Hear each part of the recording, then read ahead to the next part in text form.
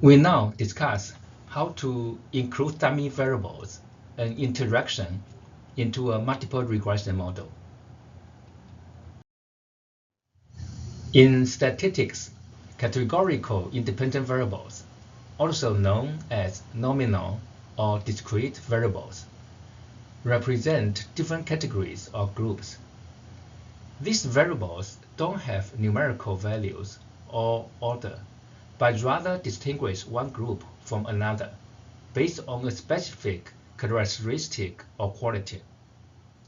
Examples of categorical independent variables include gender, male or female, race, white, black, Asian, and so on. Education level, less than high school, graduate, college graduate, and so on. And types of product, such as brand A, B, or C. To include these variables in regression analysis, they are often represented as dummy variables. This takes on a value of 0 or 1 to indicate whether an observation belongs to a specific category. For instance, we could use a dummy variable x2 to represent gender, assigning 1 to male and 0 to female, or vice versa. Now, let us examine a computer programmer salary survey. Suppose that management believes that the annual salary is related to whether the individual has a graduate degree in computer science or information systems. Let's assume that our objective is to predict the salary of an executive based on 3 variables: their years of experience, test scores, and their college graduation status, which is represented as a binary variable with a value of either yes or no.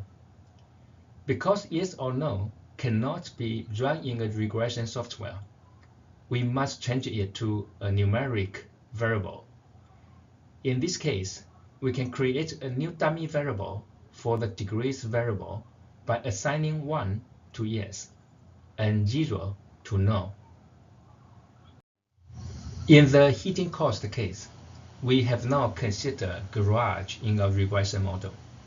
Therefore, a question emerges: should the garage variable be included?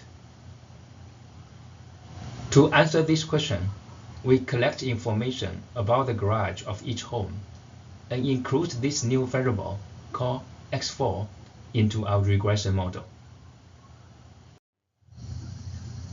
Upon including the garage in the regression model, we get a new coefficient table. We can then apply the 6-step procedure to test the significance of the coefficient for the added garage. The t-test statistic for the garage is 3.088, which exceeds the critical value of 2.12 at a significance level of 0.05. Thus, we reject the null hypothesis.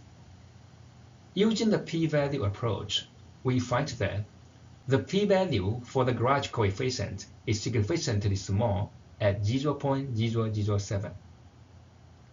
If the significance level is set at 0.05, the null hypothesis is again rejected.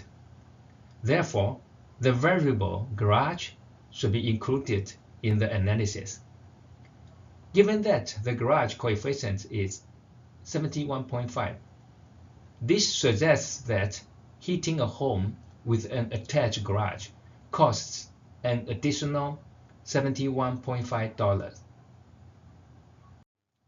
In general, when there are k-levels in a categorical variable, we need k-1 dummy variables, and each dummy variable is coded as 0 or 1. For example, suppose there's a categorical variable with the levels A, B, and C. We cannot code this using only one dummy variable. A equal to 0, B equal to 1, and C equal to 2. Because we cannot quantitatively justify that the difference between A and B is the same as B and C. In practice, we need two dummy variables, which could be represented by x1 and x2. We can assume x1's value is 1 if it is level A. Otherwise, the value is 0. x2's value is 1 if the level is B. Otherwise, the value is 0.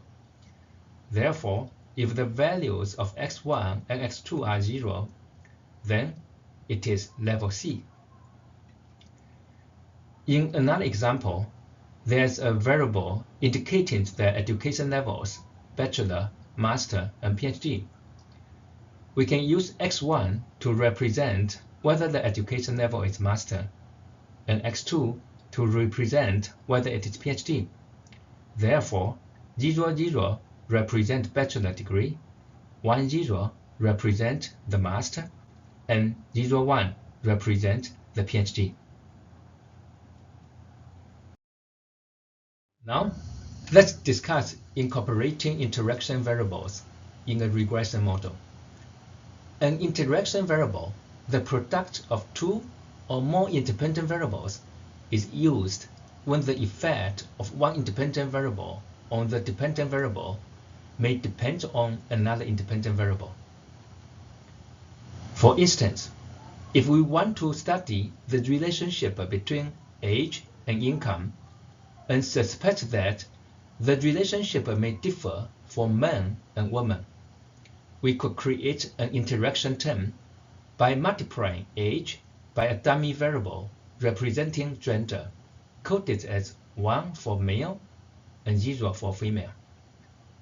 The interaction term age times gender will then capture the differential effect of age on income for men versus women. Suppose the two independent variables are x1 and x2. Then the interaction variable is x1 times x2. In a regression model with an interaction term, the coefficient for the interaction term represents the change in the slope of the relationship between the independent variable and the dependent variable when the value of the other independent variable changes. If the coefficient for the interaction term is significant, it indicates that the relationship between the independent variable and the dependent variable is different for different values of the other independent variable.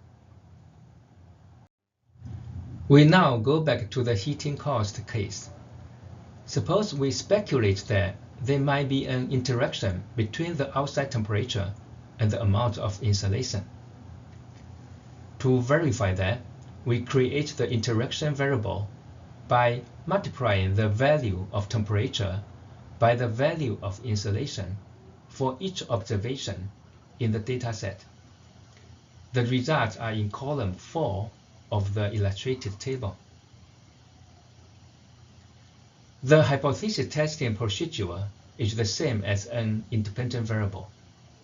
After running the regression, we find that the p-value is 0.204, which is significantly higher than 0.05, our supposed significance level.